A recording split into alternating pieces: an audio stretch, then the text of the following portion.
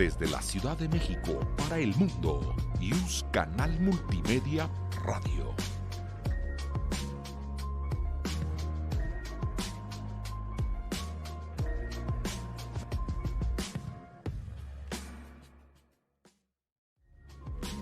Yus Canal Multimedia, derecho a tus oídos.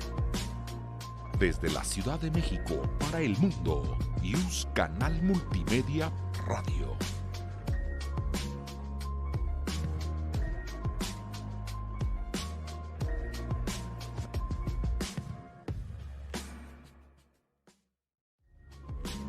Yus Canal Multimedia, derecho a tus oídos.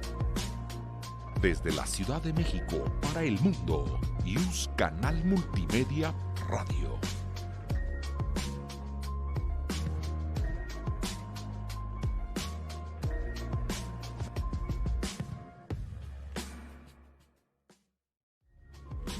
Yus Canal Multimedia, derecho a tus oídos.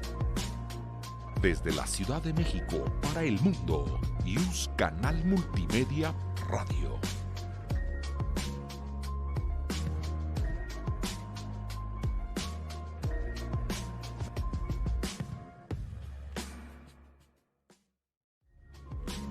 Yus Canal Multimedia. Yus Canal Multimedia presenta.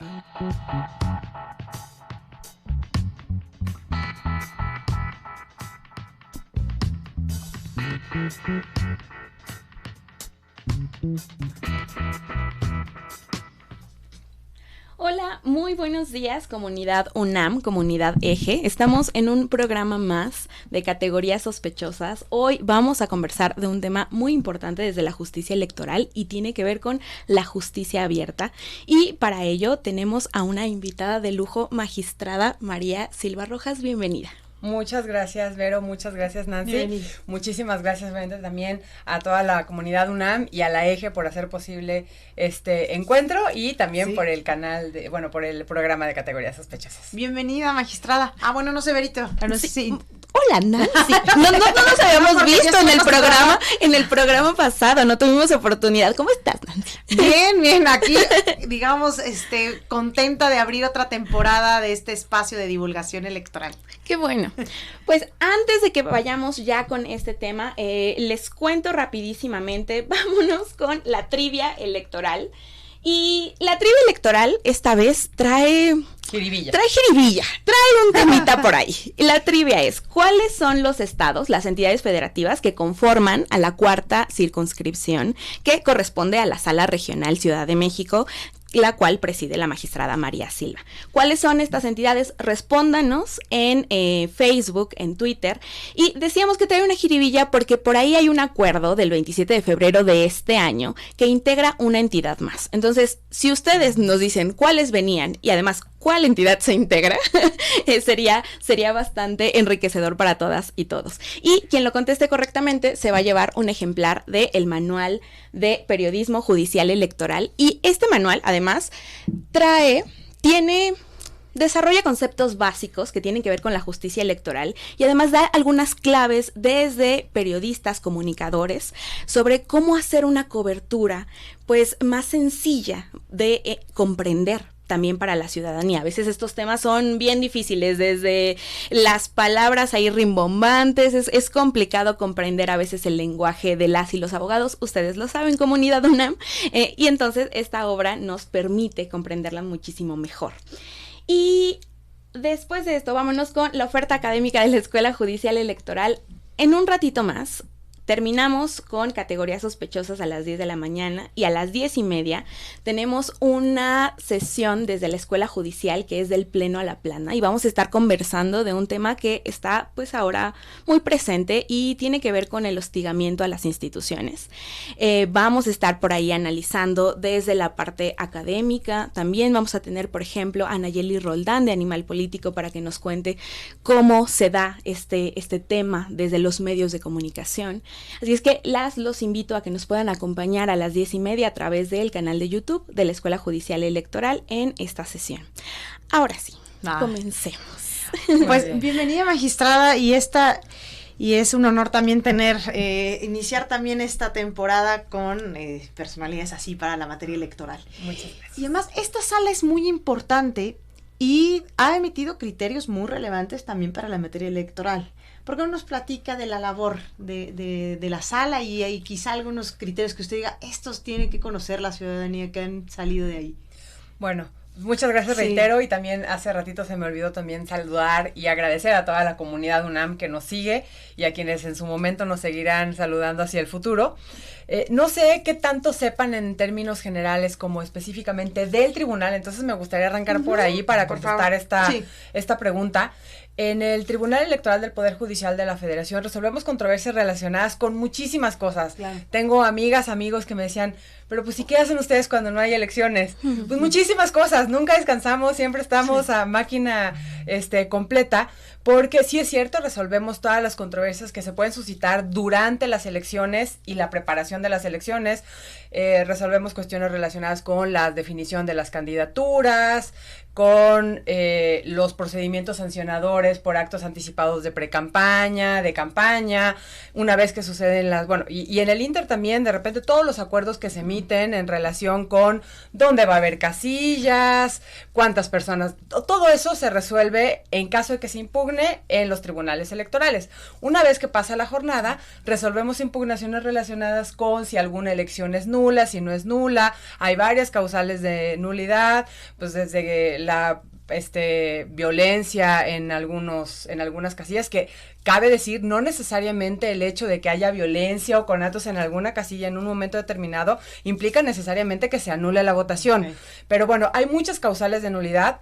Se resuelven también las causales de nulidad y después también resolvemos relacionado con las elecciones las asignaciones de los cargos públicos, por así decirlo. O sea, una cosa es que la ciudadanía vaya y vote y ahí tenemos los números de por qué partido, por qué candidato, candidata se votó, pero adicionalmente también las propias autoridades, por ejemplo, el INE en el Congreso de la Unión o los soples a nivel local definen, bueno, ya que tenemos estos números para estos partidos, para estas candidaturas, pues tengo que ponerme a hacer la asignación, ¿no? De cuántas curules de representación proporcional, cuántas regidurías, cuántas concejalías le tocan a cada partido, y todo eso también se puede impugnar. Claro. Entonces, también relacionado con esas asignaciones, podemos definir estas cuestiones relacionadas específicamente con las elecciones. ¿Qué hacemos mientras no hay elecciones? Ajá. Sí, trabajamos. Resolvemos, por ejemplo, también controversias relacionadas, desgraciadamente ahorita ha habido un boom en esto, con casos de violencia política en contra de mujeres por razón de género. Resolvemos cuestiones relacionadas también, por ejemplo, con elecciones submunicipales. En varios estados hay elecciones submunicipales. ¿A qué me refiero con estas? Conocemos muy bien la estructura de gobierno en nuestro país en términos de, pues, a nivel federal, la presidencia, el Congreso de la Unión, a nivel estado, pues está la gubernatura, el Congreso y ayuntamientos. Eso es como muy básico. Pero hay algunos estados en los que hay estas estructuras submunicipales. Hay presidencias de comunidad, hay juntas auxiliares, hay ayudantías municipales, hay comisariados, y esas elecciones eventualmente también llegan a ser impugnadas ante los tribunales, y esas elecciones no necesariamente se eligen cada 3 años, hay elecciones que se eligen cada año. Entonces todas esas elecciones también se pueden llegar a resolver, y también resolvemos, por ejemplo, conflictos que se den al interior de los partidos políticos. En los partidos políticos se eligen sus dirigencias. Esas elecciones eventualmente pueden llegar también a tribunales electorales. Pueden llegar también impugnaciones relacionadas con personas que quieren afiliarse a un partido político y se les niega esa afiliación, o personas que son expulsadas de un partido político y que dicen, es que yo sí quiero seguir ahí, no había razón para que me expulsaran, no hice algo suficientemente grave. Esas impugnaciones también las vemos acá. También vemos cuestiones relacionadas con la credencialización. El INE, sabemos, pues emite la credencial para votar con fotografía, que hace las veces para gran parte de la población de identidad oficial. Claro. Y también en algunas ocasiones el INE dice, pues yo a ti no te voy a dar la credencial porque hay N,000 razones por las cuales se puede no dar una credencial, pero por ejemplo hay veces en las que parece que hay una suplantación de identidad.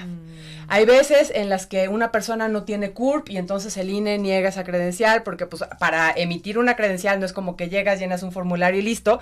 Tal vez muchas de las personas que nos escuchan creen que es muy fácil y que en realidad van, piden la credencial y en unas semanas les llega de regreso, porque si todo está bien en la vida de una persona, sí, así es como va a suceder, pero no necesariamente.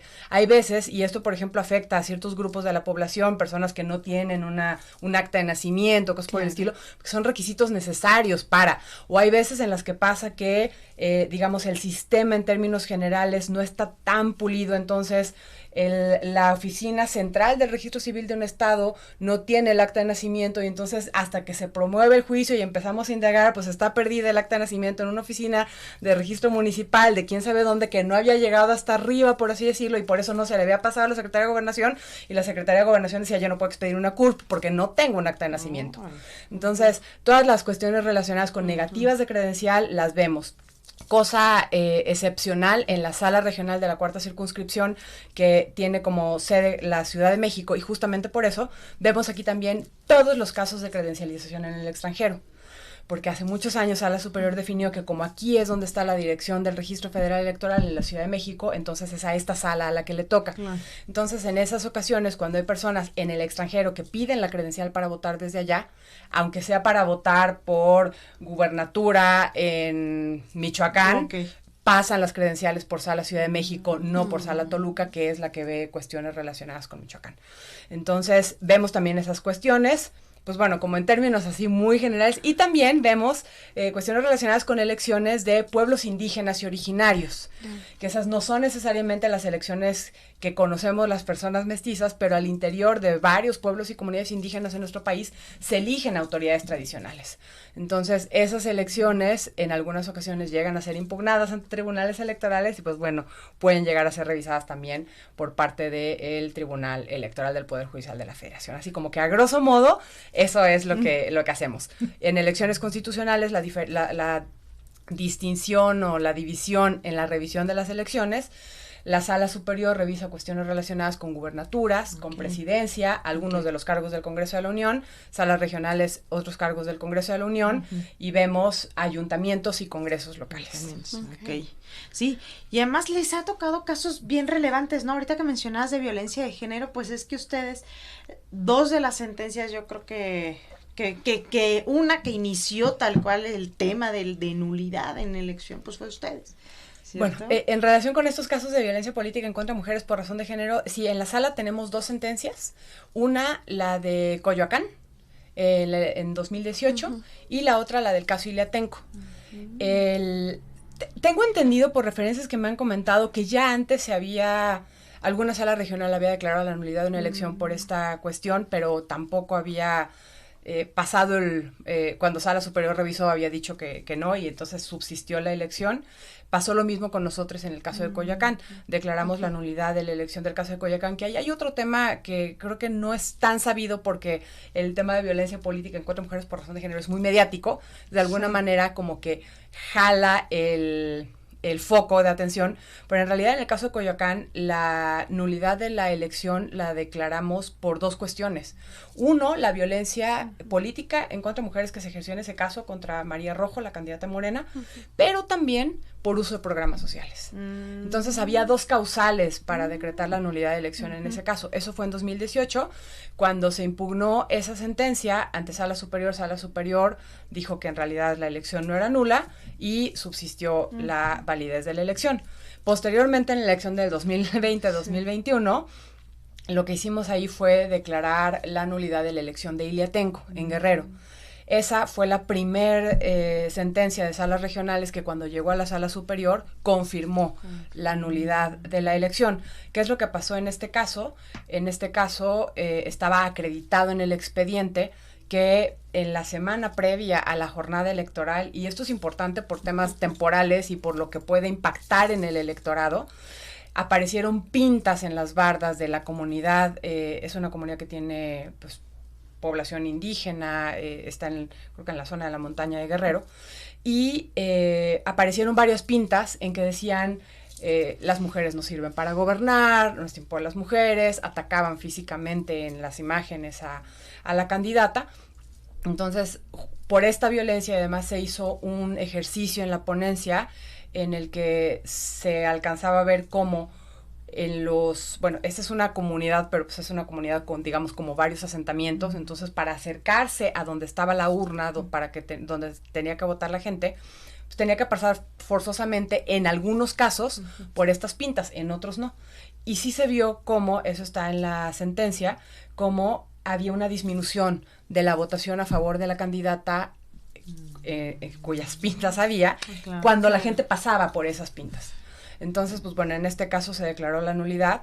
Y algo muy relevante en esto es, ¿por qué declarar la nulidad de una elección porque se cometa violencia política en contra de una candidata? O sea, es realmente lo que se tiene que hacer, o más bien se tiene que sancionar a quien cometió esa violencia, que además en este caso son pintas de bardas, que pues amanecen pintadas un día y dices, bueno, no ¿quién lo hizo? Y allá en Iliatenco no hay C5 como para ver quién hizo las pintas, ¿no? Sí. Entonces, la verdad es que lo que consideramos en la sala es sí es suficientemente grave la comisión de violencia política en contra de mujeres contra una candidata.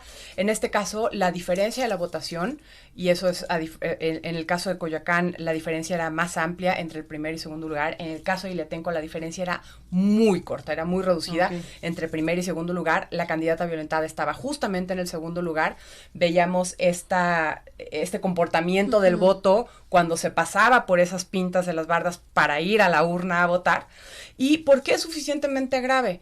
Porque el hecho de que se violente a las mujeres, se violente una candidata, no solamente implica una violencia hacia la candidata en sí, implica también todo lo que va a pensar el electorado en ciertas comunidades, con todos los estereotipos, roles, todo lo que traemos cargado como sociedad, y que entonces cuando empiezas a escuchar en el famoso imaginario colectivo o en el que las mujeres no sirven, no es tiempo de las mujeres, los hombres tienen que gobernar, sí va impactando en el electorado. Y entonces, ¿qué es lo que provoca esto? Esto provoca que el electorado no tenga esa plena libertad para votar y elegir a su candidato o candidata. Esto está muy relacionado, me voy a salir ahorita un poco del tema con esto de violencia política, pero seguramente habrán escuchado hablar del caso de Cambridge Analytica, que es este famosísimo caso.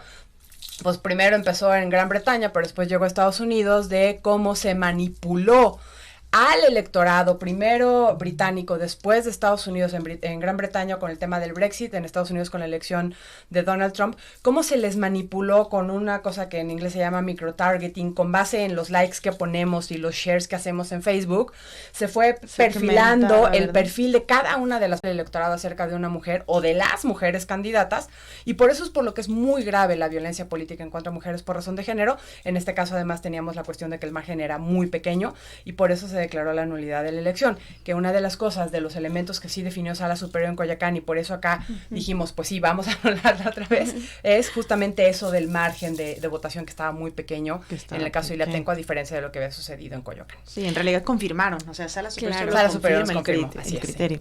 Magistrada, de hecho, este ejercicio no nos salimos para nada del tema. Este ejercicio es un ejercicio de justicia abierta. Nos estás contando cómo resolvió la sala un asunto que a lo mejor si solo leemos en la nomenclatura del caso no nos pasa, no comprendemos a detalle qué es lo que está sucediendo. Entonces, ¿podrías compartirnos cómo migra?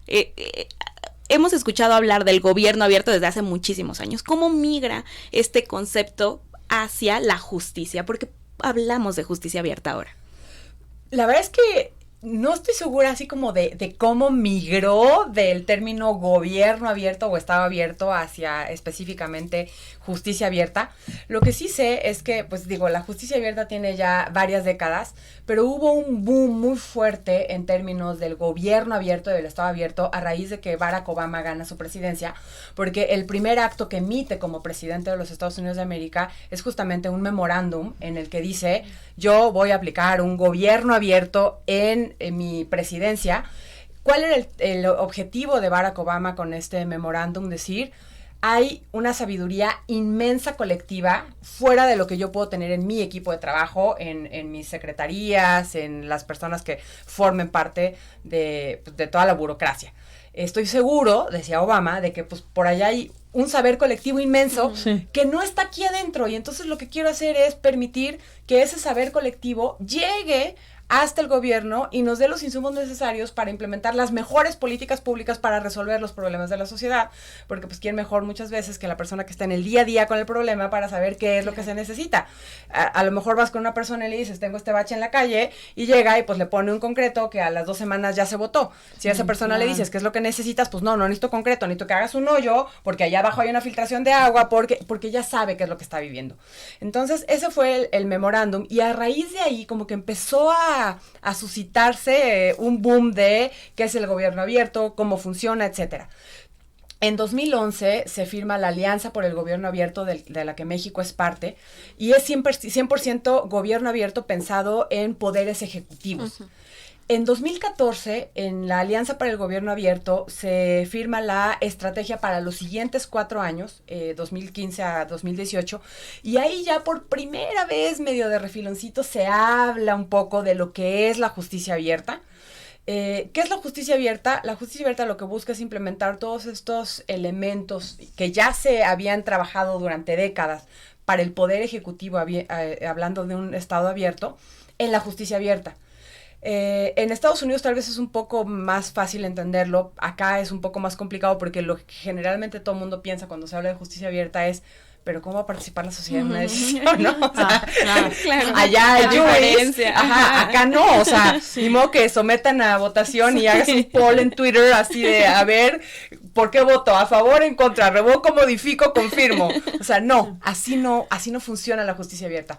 ¿Cómo funciona la justicia abierta? Los pilares de la justicia abierta son, bueno, y del Estado abierto en términos generales, la transparencia, la participación social y la colaboración interinstitucional. La transparencia creo que todo el mundo lo entiende, y además es uno de los pilares como más fáciles de implementar. Pues hay que tener, sabemos que en México fue una lucha inmensa de las organizaciones sociales lograr que la ley obligara a que todos los poderes judiciales publicaran sus sentencias. O sea, incluso ahí hubo una lucha que tuvo que dar la organización social, las organizaciones de la sociedad civil, para lograr que estuvieran publicadas todas las sentencias. Esto es fundamental, ¿por qué? Porque al momento en el que están publicadas todas las sentencias, se pueden consultar por parte de la ciudadanía, por parte de la sociedad, y entonces se pueden hacer miles de análisis. Aquí en México no tenemos como tan en el microscopio a la judicatura, pero en Estados Unidos, por ejemplo, hay un autor que sí ha estudiado incluso con estadísticas y todo a la judicatura de allá, y entonces, por ejemplo, habla incluso acerca del comportamiento de los jueces y las juezas, dependiendo del perfil, quién les propone, pero pues no, es que en realidad ya estoy viendo que no votan tanto a favor del perfil allá. Sabemos que la cosa es bipartisan, son 2 partidos políticos, entonces se ha dado cuenta que en realidad no es tanto por quién les propone, sino muchas veces influye más bien el colegiado en el que estás. Entonces, y se hace toda esta estadística con base justamente en el análisis de las sentencias. Entonces, ahorita tal vez aquí no hemos llegado a ese grado porque apenas se están transparentando, pero puede ser un ejercicio de la academia que vaya viendo cómo se van desempeñando los jueces. Además, también puede dar mucha certeza a la sociedad, porque sabemos que si están públicas las sentencias y si hay certeza y congruencia en todas las decisiones, ya sabes si pasa y después B, pues el juez ya dice que sigue C. Entonces eso ya lo sabes y da mucha predictibilidad, y eso incluso, digo, yo sé que tal vez no está tan relacionado, no lo voy a venir así, pero eso incluso puede abonar muchísimo a que fortalezcamos nuestra economía. Si las empresas, las transnacionales, o sea, transnacionales y mexicanas saben que cuando se firma un contrato siempre va a terminar ejecutándose porque lo están viendo en las sentencias, porque lo están viendo en las resoluciones, pues se van a animar a entrarle porque saben que en el peor de los escenarios es cosa de irte a un litigio, ya sabes más o menos cuánto tardas porque lo estás viendo en las sentencias y que al final vas a ganar y sí se va a pagar la pena convencional, va a haber un pago de daños y perjuicios. Entonces, es un ganar-ganar en términos del fortalecimiento del Estado de Derecho, no solo de la democracia. Transparencia. Después tenemos la participación social. La participación social en términos de justicia abierta es, yo creo que el talón de Aquiles de todas las personas que hablamos y vemos cómo fortalecer la justicia abierta, porque de lo que se trata no es de someter a juicio popular las sentencias, simplemente es de ver cómo la sociedad puede participar activamente en la impartición de la justicia para mejorarla. Uno de los ejemplos que a mí se me hacen como más claros de la participación social, bueno, son 2. Uno es los observatorios de sentencias. cuando se somete al escrutinio público las sentencias o sea, tal cual, por ejemplo, esta sentencia o algunas otras, se les pone a leer a academia, a personas, por ejemplo, activistas en este caso en favor de los derechos de las mujeres, a personas especialistas en observación electoral, les dices, por favor, lee esta sentencia y dime qué opinas al respecto pensando en una crítica constructiva. Y justamente en relación con los comentarios que nos hacen a las sentencias, pues sabes qué es lo que puedes ir mejorando. Claro. La verdad es que hemos hecho varios observatorios en la sala, uno relacionado con sentencias de género, otro con de sentencias en las que vemos derechos de comunidades y pueblos indígenas originarios. Y a mí me da mucho gusto ver que a la semana de que se hacen los observatorios ya se empiezan a ver los cambios en los proyectos de las sentencias, porque realmente es algo que sí impacta y sí nos sirve mucho como un insumo para ver de qué manera mejorar nuestro trabajo. Eso impacta directamente en las sentencias.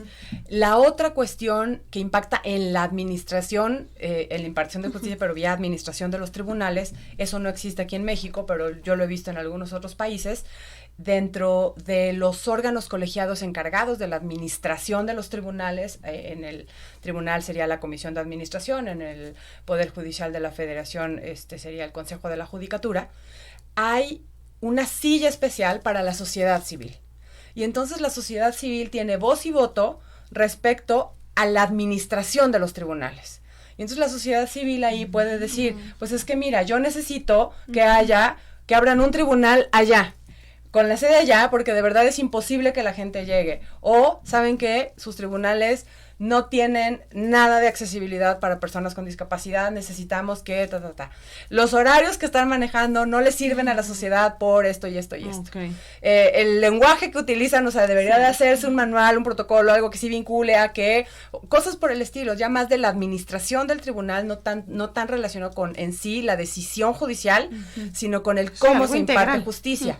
Eso, por ejemplo, existe en otros países, pero creo que es un ejercicio muy interesante, muy revelador acerca de cómo la sociedad puede realmente involucrarse en los temas de la impartición de justicia, e incluso sobre esta base, pues poco a poco vas creando vínculos con la sociedad de tal manera que van viendo que en realidad pues los tribunales sí estamos para prestarle un servicio público a la comunidad, ya no se ve como tan alejado.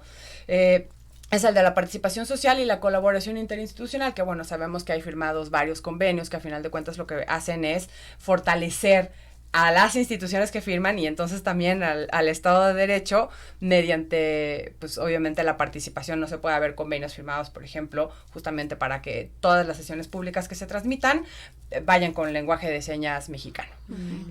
Digo, esto ahorita, según yo, no son convenios de colaboración interinstitucional, está pagado ese servicio, pero por ejemplo sería un ejemplo de cómo puede haber una colaboración interinstitucional si hubiera una institución del Estado que prestara ese servicio, se firma un convenio con un tribunal para propiciar esto, traducciones de lenguas indígenas originarias, traducciones en braille, cosas por el estilo.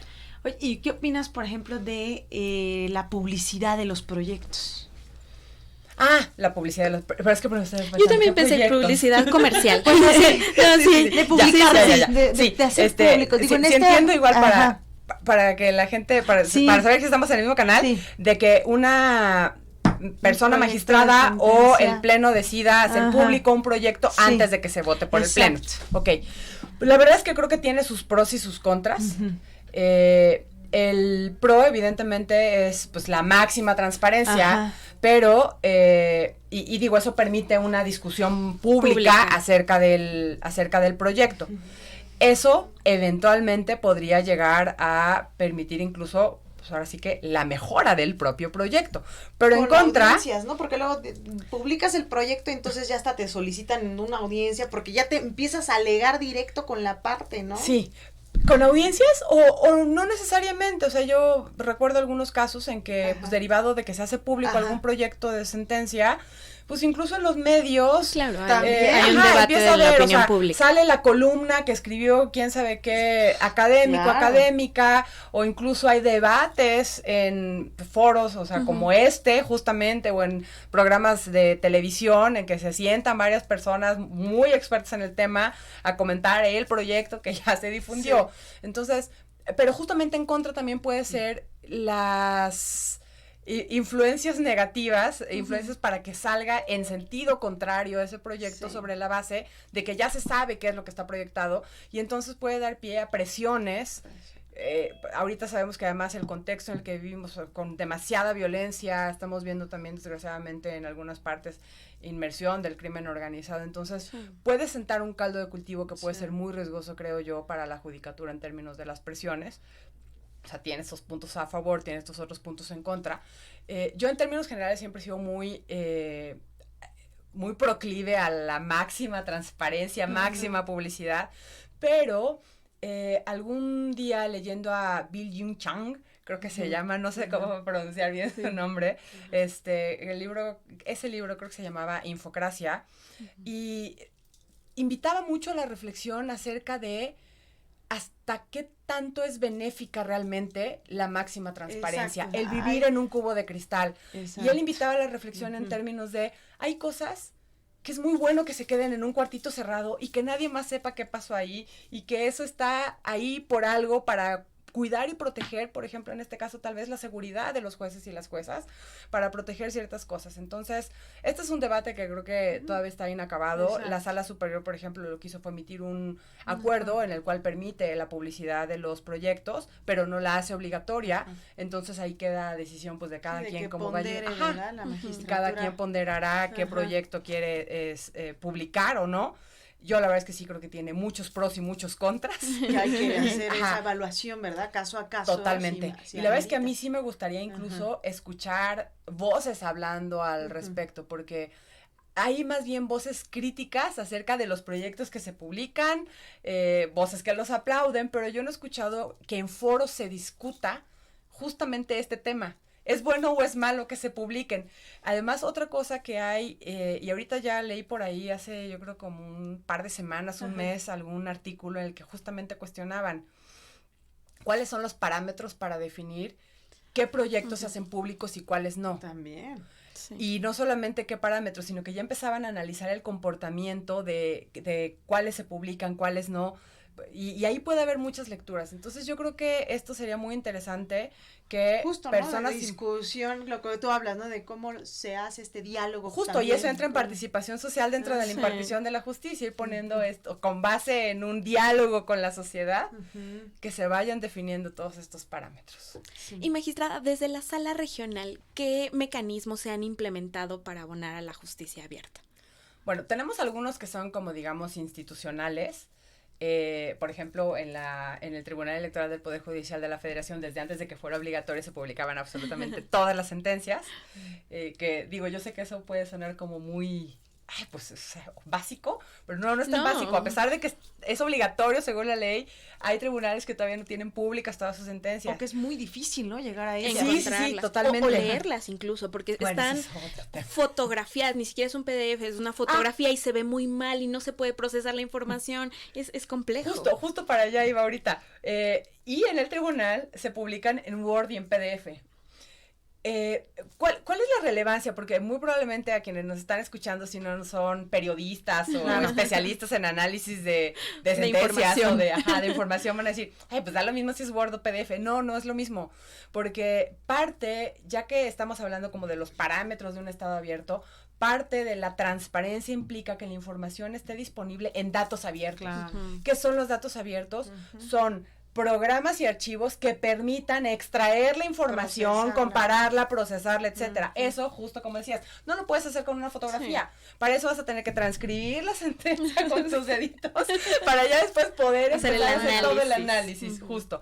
Entonces, parte de la transparencia implica no solo públicala como quieras y cuando puedas, es de tal manera que se pueda procesar toda esa información. En el tribunal lo hacemos en PDF y en Word. Tenemos también en la sala desde el 2016, empezamos a publicar infografías, que digo, yo sé que eso ahorita ya es como muy común en el mundo electoral, en otros poderes judiciales no es tan común, son pequeños, así literalmente lo que tratamos de hacer en la sala es en una imagen que quepa en Twitter o en Insta, pero literalmente en una imagen, no un reel, o sea, una sola imagen, se publica qué es lo que se está impugnando, qué es lo que decidió la sala como el criterio relevante justamente para darle publicidad a estos criterios relevantes. En la sala hacemos las infografías para criterios relevantes. Okay. No para cualquier sentencia. Ajá. Para criterios relevantes emitimos infografías. Y platicando con autoridades de la 4ª circunscripción, yo me he enterado que me dicen, sí, es que esos yo los tengo guardados todos en un álbum, las infografías, porque les sirven, porque ya saben que esos son los criterios relevantes, eso es y están muy sintéticos, y pues es como muy fácil usarlos para ubicar. La sala ya había dicho algo de esto en aquí está, muy bien. Y entonces ya buscan la sentencia en caso de que les sea necesario o así. Entonces, ese es un elemento que hemos hecho de justicia abierta, que pues yo me he dado cuenta incluso porque me lo han comentado, que sí sirve para consumo de la información. Y también emitimos esto, creo que más bien fue a partir del 2018, cápsulas de video muy chiquitas, cuando mucho 2 minutos creo, en que alguna persona, secretaria de estudio y cuenta, explica la sentencia que se resolvió, y esto lo hacemos en casos que pueden tener trascendencia social relevante para el estado específico, para algún grupo en específico. Okay. Entonces son esos 2 productos. Tenemos también, por ejemplo, esto sí es a nivel todo el Tribunal Electoral del Poder Judicial de la Federación, emitimos boletines después de cada una de nuestras sesiones con 2, 3 de los criterios más relevantes que se hayan resuelto. En la sala también publicamos semanalmente varias como tablitas con cierta información. Publicamos una con los avisos, cuando se publica el aviso de que vamos a tener sesión pública, se publica una tabla en la que se dice qué asuntos son los que se van a resolver. Cuando se resuelven los asuntos, se publica otra diciendo cuáles son los resolutivos, el sentido esencial de cómo se resolvió, se confirmó, se modificó. En caso de que haya sido necesario, decimos, se retiró de la sesión pública, pero así la gente ya sabe que ese asunto no se resolvió, se retiró. Los viernes, porque esto lo empezamos a hacer cuando todavía no era proceso, ya después tendremos que definir bien cómo hacerlo, pero por lo pronto los viernes emitimos también una tablita en que decimos cómo resolvemos los asuntos que se resuelven en sesión privada. También. Que también es todo un caso hablando de justicia abierta. Exacto. En el tribunal tenemos 2 tipos de sesiones para resolver asuntos. Los de sesión pública, que son las sesiones que todo el mundo puede ver, que salen en YouTube, en la página del tribunal, etcétera. Pero además tenemos sesiones privadas para algunos asuntos muy específicos que se resuelven en sesión privada. Las únicas sentencias de fondo que se resuelven ahí son los juicios laborales, porque también resolvemos juicios laborales. Los únicos laborales que resolvemos son los de el personal del INE con el INE. Entonces, en la sesión privada resolvemos esos y resolvemos también, por ejemplo, algunos incidentes, acuerdos plenarios de cumplimiento, reencauzamientos, cambios de vía. Y como eso es privado, no se publica ni nada en la sesión, entonces lo que hacemos es publicar una tablita diciendo cómo se resolvieron todos los asuntos que se resuelven en sesión privada en cada semana. En la sala, desde que yo llegué, esto ya estaba desde la integración anterior, en las sentencias se pone al principio un glosario, como con los términos más usuales, claro, que la verdad es que es muy útil porque hace mucho más ágil la lectura. Sí. También tratamos de utilizar lenguaje muy claro, justamente como decías, desterrar el abogañol, para que cualquier persona pueda entender nuestras sentencias.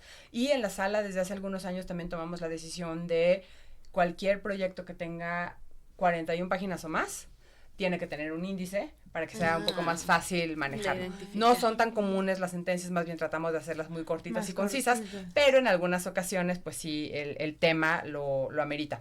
Y otra cosa que creo que tal vez puede verse como muy normalizado, pero que abona mucho a que un tribunal abierto del que se sepa qué esperar, etcétera, etcétera, etcétera, es tener una agenda estable. Y en la sala tratamos de tener una agenda estable, no moverla para nada. Entonces, normalmente nuestras sesiones públicas son los jueves a las 12. En algunas ocasiones la movemos un poquito a la 1 o en la tarde, pero ocasionalmente son. Y por lo general, yo creo que sí, más del 90% son siempre los jueves. Tal vez puede variar la hora, pero los jueves. Eso le da certeza también a la sociedad respecto a cuándo vamos a sesionar. No tienen que estar viendo ahí cada día a ver si ya hay un aviso de sesión. Sí, justo. Tenemos, para tener esa pública, pues tenemos también toda nuestra agenda formada para que eso suceda. Por eso creo que sí le puede dar mucha certeza a la sociedad acerca de que sus asuntos van a salir el jueves. Y si no sale el jueves, muy probablemente va a ser hasta el siguiente jueves.